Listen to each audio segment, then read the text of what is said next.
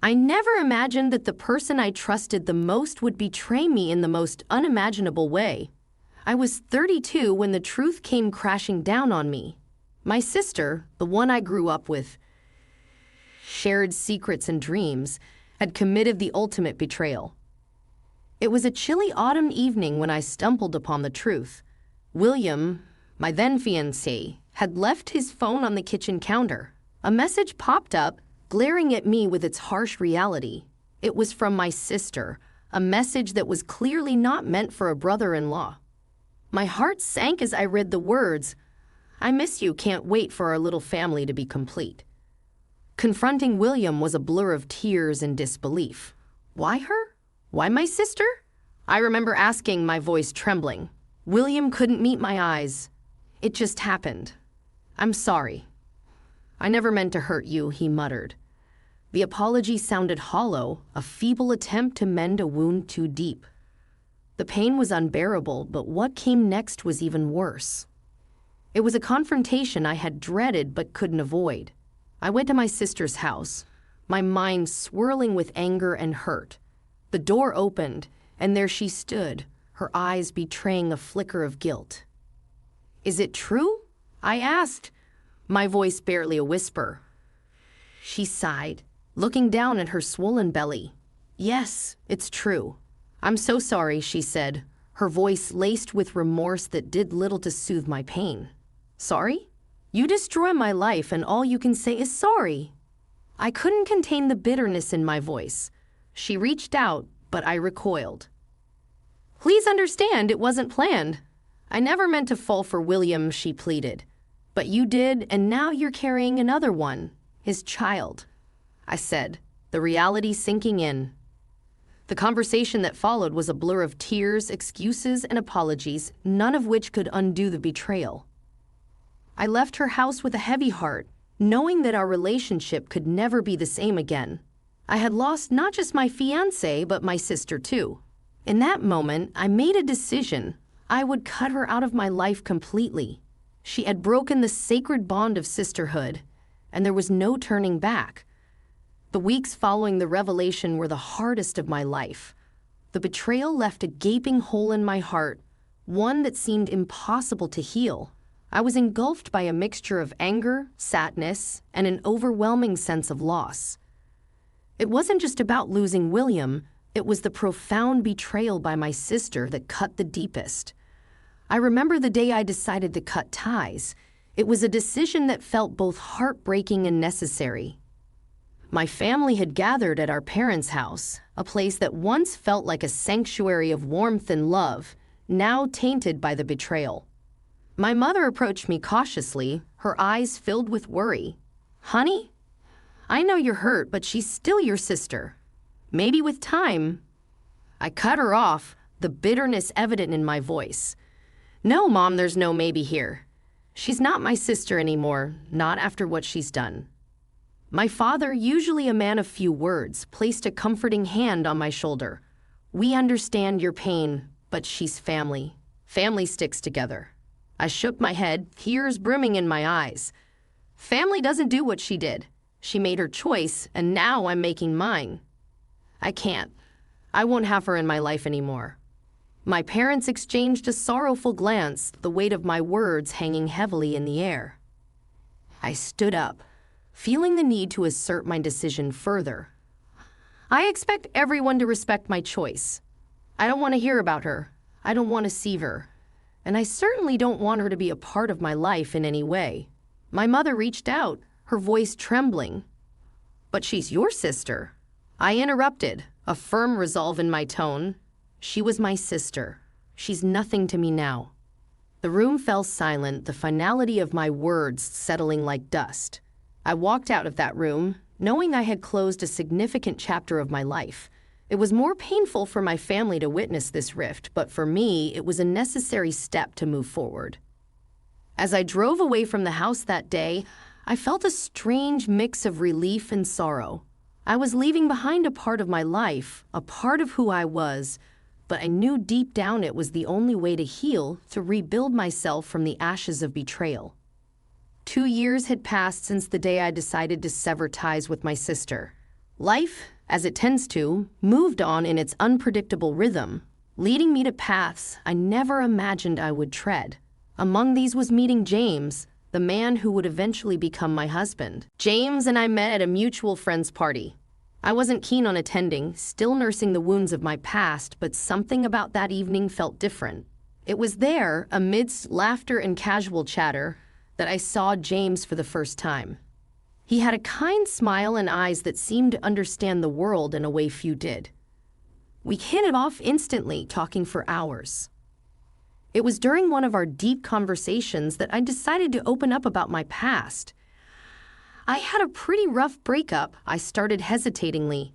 My ex-fiancé and my sister, they betrayed me in the worst way possible. James listened intently, his expression one of understanding rather than pity. I know something about betrayal myself, he shared. My brother, believe it or not, had a way of getting involved with my exes. I guess some siblings just don't understand boundaries. There was comfort in finding someone who understood the pain and complexity of such betrayals. Our shared experiences drew us closer, and before we knew it, we were inseparable. Our relationship blossomed into something beautiful and solid when James proposed. Under a sky full of stars, at the very same spot where we had met, James said, "You've brought light into my life in ways you can't imagine. Will you marry me?" Tears of joy rolled down my cheeks as I nodded, whispering, "Yes, yes, 1,000 times yes." Our wedding was a small, intimate affair surrounded by those who truly mattered. As I walked down the aisle, my heart felt lighter than it had in years. The pain of the past was still there, but it was overshadowed by the hope of a new beginning. James and I soon started a family, welcoming 3 beautiful children into our lives. They were a constant source of joy and laughter, filling our home with love and warmth. In those moments, holding my children or looking into James' loving eyes, I realized how far I had come. The betrayal that had once seemed like the end of my world was now just a distant memory. It had led me to this new life, a life filled with love, trust, and the happiness I once thought I'd lost forever. Life with James and our children was blissful, a stark contrast to the turmoil of my past. However, the world outside our little haven continued to spin, and with it came news of my sister and William that I couldn't avoid. One evening, as James and I were putting the kids to bed, he mentioned, "I heard something about William today. He's had an accident at work, quite serious, I believe." I paused, a complex mix of emotions bubbling inside me. "Oh, and how did you hear about this?" "Mike from the office, you remember. He's William's colleague," James explained. "And my sister." The words left my lips before I could stop them. Part of me didn't want to know, but the other part, the part that still remembered her as my sister, cared.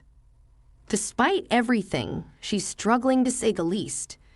With William's disability and her own health issues, things aren't looking great for them, James said gently, understanding the weight of his words. I sighed deeply, conflicted. "Thank you for telling me, James." The news of their hardships stirred something in me. Despite the pain and betrayal, I couldn't completely erase the fact that she was once my sister, someone I loved and cared for.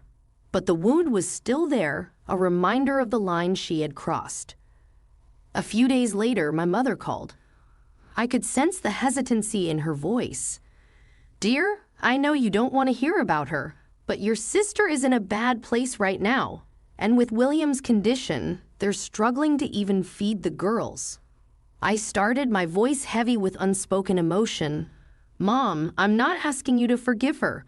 Just maybe there's something you can do for the girls' sake. They are your nieces, after all," she pleaded softly. I felt a tug at my heart, thinking of the innocent children caught in the middle of this mess. "I need to think about this, Mom. I can't promise anything." After the call, I sat down with James, pouring out my conflicted thoughts. "They're innocent in all this, James, the kids, but helping them means opening a door I've closed a long time ago." James took my hand, offering a comforting squeeze. "Whatever you decide, I'm with you. But remember, you don't owe them anything. Your first responsibility is to yourself and to our family." His words were a balm, a reminder of the new life I had built, a life that was far removed from the shadows of my past. I lay awake that night, pondering over a decision that felt impossible to make. My heart bled for the children, but was it enough to risk the peace I had fought so hard to find? The dilemma of whether to help my sister and her family weighed heavily on me. James noticed my unrest and often asked if I was all right, but I found it hard to articulate the storm brewing within. One evening, as we sat down for dinner, the phone rang. It was my father this time, his voice weary, a tone I wasn't accustomed to hearing from him. "Your sister and William are in a tight spot. They asked if we could take in the girls for a while," he said. I felt a knot form in my stomach. "And what did you say?" I asked. "We're considering it, but they also asked if you and James might help." I was silent for a moment, digesting his words. "Dad, I don't think I can do that." There was a pause on the other end. "I understand, but they are just kids. They shouldn't suffer for their parents' mistakes." "I know, Dad, I know, but it's not just about the kids. It's everything she did, everything she took from me," I replied, my voice strained with emotion. "We just thought maybe for the sake of family, Dad. Some wounds are too deep. I'm sorry." "I can't." I hung up, feeling a mix of frustration and guilt. James reached across the table, covering my hand with his. "It's okay to say no. You've been through a lot." I nodded, grateful for his support, but still tormented by the decision. A few days later, my sister reached out directly, a message appearing on my social media. Her words were desperate. "I know what happened between us, but I need you. The girls need you. We're family, after all." I stared at the screen, her words echoing in my mind. Family. That word had lost its meaning when she betrayed me. What we had as family ended a long time ago. "I'm sorry, but I can't help you." She responded quickly, a hint of bitterness in her words. "How can you be so cold? They are just kids and they have their parents and grandparents." I wrote back, my heart racing with a cocktail of emotions. The exchange left me drained. It was one thing to say no to my parents, quite another to deny my sister directly. But I knew in my heart it was the right decision. My loyalty was to the family I had built, the family that stood by me when my world fell apart. That night, as I tucked my children into bed, their innocent faces a stark contrast to the complexity of the adult world, I knew I had made the right choice. My duty was to protect them, to ensure their world remained unscathed by the shadows of my past. Despite my clear message on social media, my sister refused to take no for an answer. A few days later, she tried to contact me again, this time through a more direct approach. I was in the kitchen preparing dinner when I heard the familiar tone of an incoming video call. Hesitantly, I accepted the call, and there she was, my sister, her face worn with stress and worry. "Please, I'm begging you. We're at our wits' end here. William can barely move, and I'm struggling to keep up with everything," she pleaded, her voice cracking with desperation. I took a deep breath, trying to steady my racing heart. "I told you already, I can't help you. I'm sorry, but we're sisters," she insisted, tears welling up in her eyes. "Remember how we used to dream of our future together? How we promised to always be there for each other? That was a long time ago, before you made your choice," I said, my voice steady despite the turmoil inside me. She was silent for a moment, then said, "It's not just about us anymore. It's about the girls. Don't they deserve a chance?" I felt a pang of sympathy, but it was quickly overshadowed by the memories of betrayal. They do deserve a chance, but not at the cost of my family's peace. "You have other people who can help." She sobbed openly now, her face a portrait of anguish. "I never meant to hurt you like this. I was just lost," I replied, my voice firmer than I felt. The call ended with her in tears and me in a state of emotional exhaustion. I turned off my phone, not wanting any more intrusions into the life I had painstakingly rebuilt. James found me sitting at the kitchen table, my head in my hands. "Are you okay?" he asked, concern etched on his face. I looked up at him, grateful for his presence. It was my sister. As we sat around the dinner table, my aunt, always wanting to speak her mind, broached the topic. I can't believe you're turning your back on your own niece and nephew. They're just children. I felt all eyes on me, the weight of their judgment heavy in the air. It's not a decision I made lightly. I started, trying to keep my voice calm. But there's a lot of history there that can't be ignored. But they are innocent in all of this, my uncle chimed in. Shouldn't they be spared from the sins of their parents? I took a sip of water, buying myself a moment to collect my thoughts. I understand that, and I sympathize with them. But being involved with my sister again, even indirectly, is something I can't handle. It's a boundary I've set for my own well-being. My mother, always the peacemaker, tried to soften the atmosphere. Let's not forget what she went through. This isn't an easy situation for anyone. The conversation shifted, but the tension lingered. Later in the kitchen, my cousin approached me. I get that you're hurt, but don't you think this grudge has gone on long enough? Your family, after all. I leaned against the counter, feeling a familiar frustration rise within me. It's not just a grudge. What she did changed everything. I've moved on, and I can't go back to that dark place again.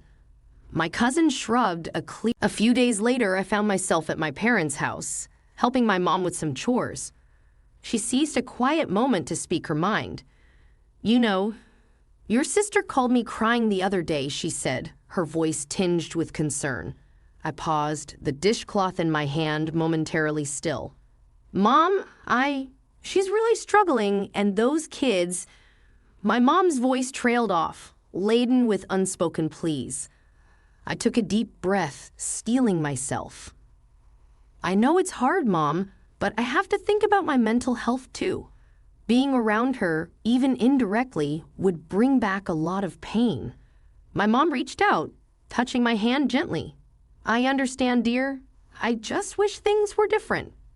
So do I, Mom. So do I whispered, feeling a familiar ache in my heart. That conversation with my mom stayed with me for days. It wasn't just about making a choice. It was about standing by it, even when it was questioned by those closest to me. One evening, while putting the kids to bed, my eldest asked, Mommy, why don't we ever see Auntie?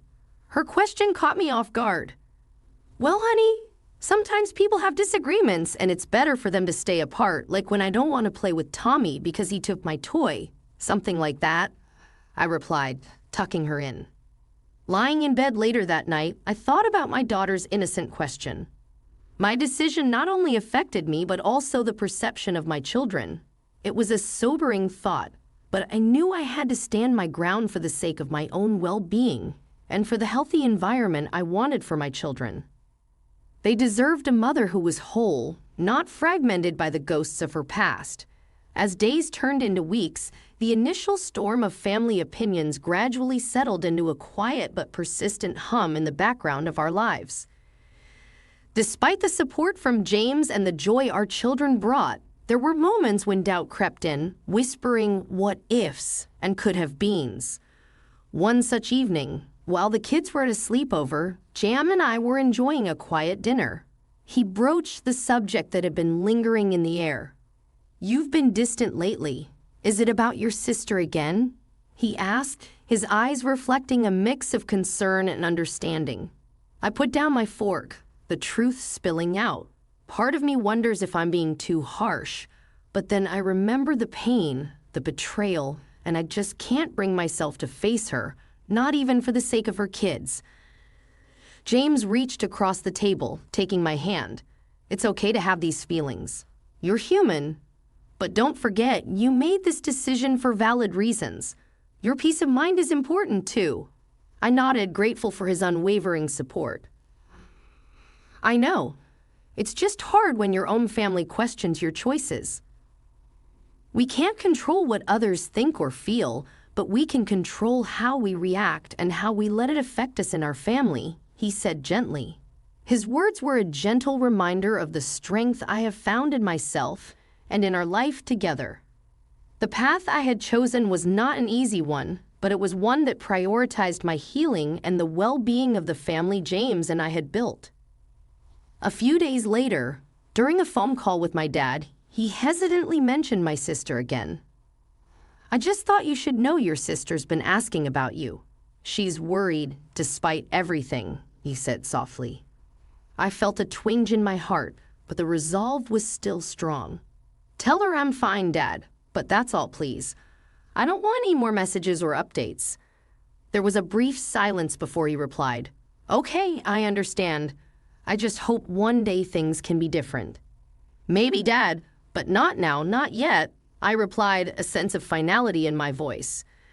Hanging up the phone, I realized that while the past would always be a part of me, it did not define me.